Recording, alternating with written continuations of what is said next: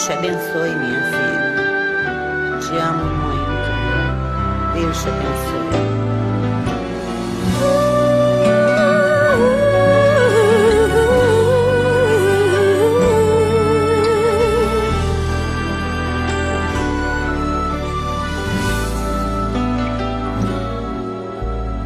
Sabe, mãe, hoje eu peguei você ajoelhada, falando com Deus, agradecendo pela bênção de filhinha que um dia Ele lhe deu, para alegrar seu coração e os dias seus.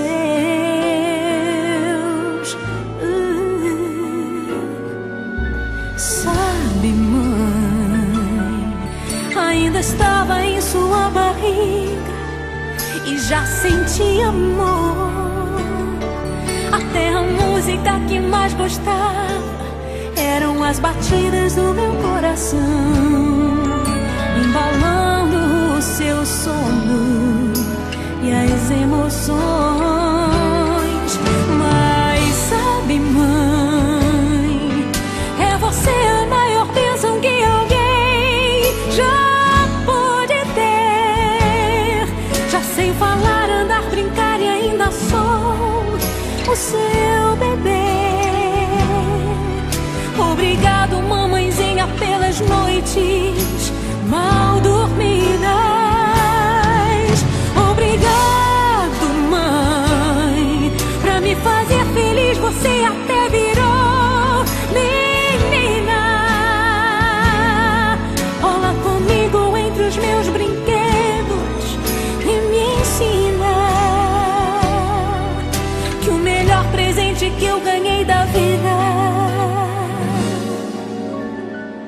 foi você.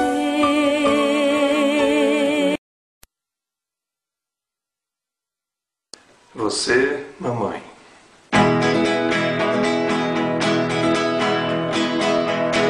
Você que já me amava bem antes de eu nascer e sempre me ninava pra eu adormecer.